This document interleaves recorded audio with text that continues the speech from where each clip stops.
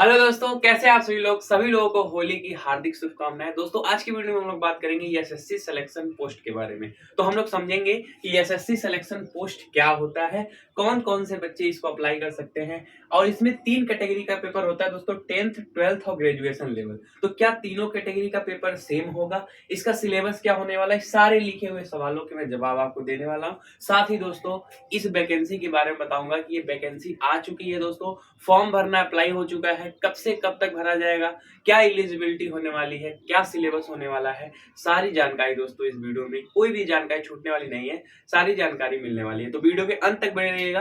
तो चलिए समय को बर्बाद ना करते हुए वीडियो को स्टार्ट करते हैं और समझते हैं सारी चीजों को। तो सबसे पहले मैं समझाता हूं दोस्तों, इस एसएससी सिलेक्शन पोस्ट आखिर है क्या, उसके बाद इन सारे सवालों का जवाब देता हूं। तो सबसे पहला मुद्दा बच्चों का यही है कि सर एसएससी सिलेक्शन पोस्ट क्या है।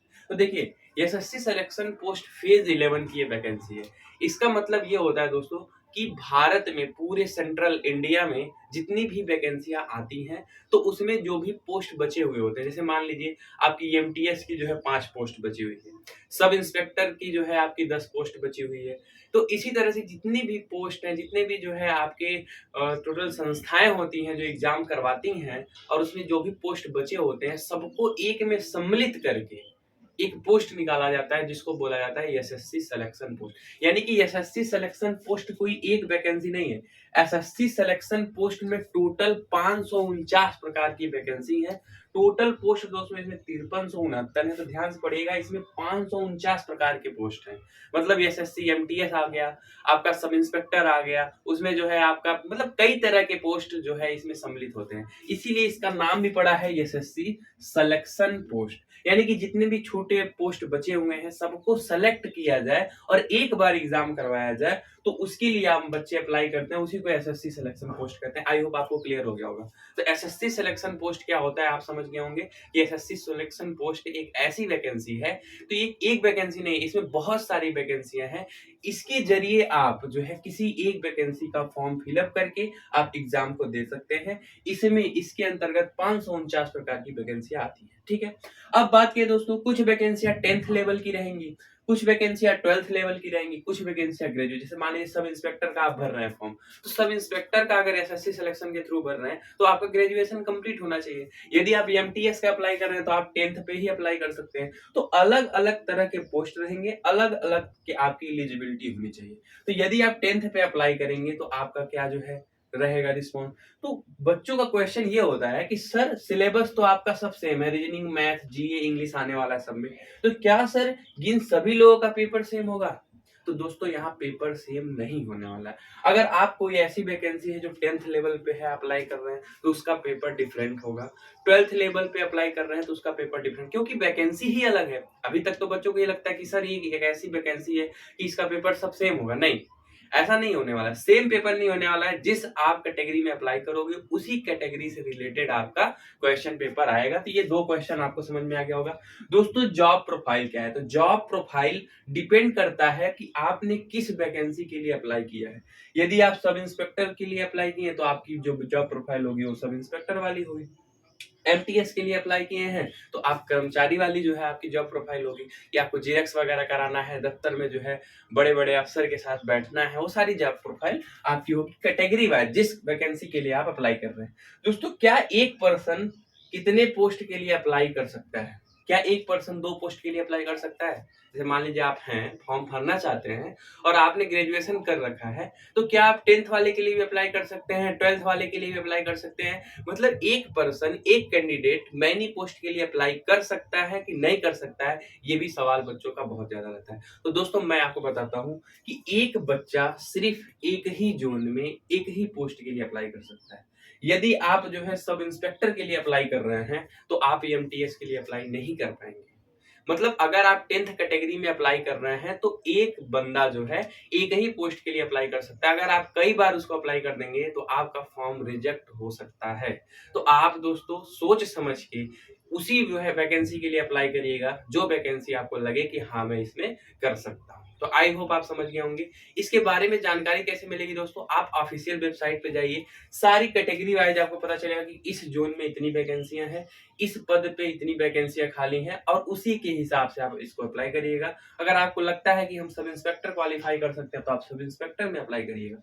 मतलब एक व्यक्ति एक ही वैकेंसी को अप्लाई कर सकता है, ये बताना यहाँ पे जरूरी है। ठीक है, बेस्ट बुक कौन सी रहेगी दोस्तों, तो देखिए अब यहाँ मैं कोई स्पेसिफिक बेस्ट बुक नहीं बता सकता हूँ इस जो है प्रोसेस के लिए, क्योंकि एसएससी सिलेक्शन पोस्ट बहुत सारी वैकेंसी से रिलेटेड है। तो जिस भी आप कैटेगरी में अप्लाई करते हैं उसी कैटेगरी की बुक आपको लगेगी। तो ये सारे सवालों के जवाब है दोस्तों, कि आपके सवाल मतलब इस वैकेंसी से रिलेटेड आपके सवाल मैंने बताया। तो कोई भी वैकेंसी आती है इस तरह से मैं सारे जो है वैकेंसी के जितने भी डाउट होते हैं सॉल्व करता हूँ। यदि ऐसा कोई डाउट रह गया हो कि इसके अलावा जो आपको ना पता हो, वो आप जो है कमेंट करके पूछ सकते हैं। अब बात करते हैं दोस्तों जो नोटिफिकेशन आया उसके बारे में, कब से कब तक चीजें अप्लाई हो रही हैं। तो देखिए टोटल पोस्ट 5369 है। अप्लाई डेट 6 मार्च से 27 मार्च तक होगा। फीस की बात करें तो दोस्तों जनरल, ओबीसी, ईडब्ल्यूएस के लिए 100 रुपीज फीस है, और एज जो है वो 18 प्लस होनी चाहिए, मिनिमम एज 18 होनी चाहिए, और जो है मैक्सिमम 30। देखिए यहाँ एज भी हम नहीं बता सकते। जिस भी कैटेगरी वाले वैकेंसी के लिए आप अप्लाई करेंगे उसमें लिखा है, देखिए पोस्ट वाइज एज रहेगी। मतलब आप जो है सब इंस्पेक्टर के लिए अप्लाई कर रहे हैं तो उसी से रिलेटेड एज आपकी रहेगी। मतलब मिनिमम आपकी 18 होनी चाहिए, और जो है मैक्सिमम आप जिस वैकेंसी के लिए अप्लाई करेंगे उसी के हिसाब से एज रहेगी। मतलब ये एसएससी सिलेक्शन पोस्ट एक वैकेंसी नहीं है, इसमें बहुत सारी वैकेंसियां सम्मिलित है। आई होप क्लियर हो गया। एलिजिबिलिटी 10th पास किए हैं तो 10th की अलग वैकेंसी है, 12th पास किए हैं उसकी कैटेगरी अलग है, ग्रेजुएशन की अलग कैटेगरी है, यानी कि एलिजिबिलिटी आपकी ये होनी चाहिए। सैलरी देखिए, सैलरी भी फिक्स नहीं है, मिनिमम 18,000 से प्लस सैलरी रहेगी। कोई भी वैकेंसी हो, लेवल 1 की वैकेंसी मतलब एकदम छोटे लेवल की तो 18,000 मिनिमम रहेगी, और जब बड़े लेवल की वैकेंसी है उसकी जो है सैलरी 1,12,400 तक हो सकती है। आई होप दोस्तों आपको क्लियर हो गया होगा।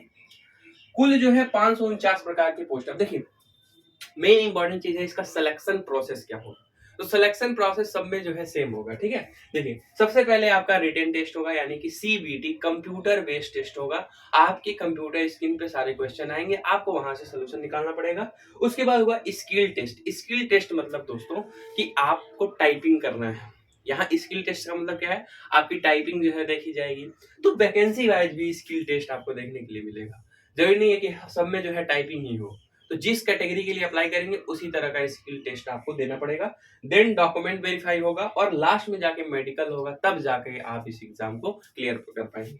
बात करते हैं दोस्तों रिटन टेस्ट के लिए। तो सीबीटी में आपके देखिए टोटल जो है 100 क्वेश्चन रहेंगे, 200 नंबर का रहेगा।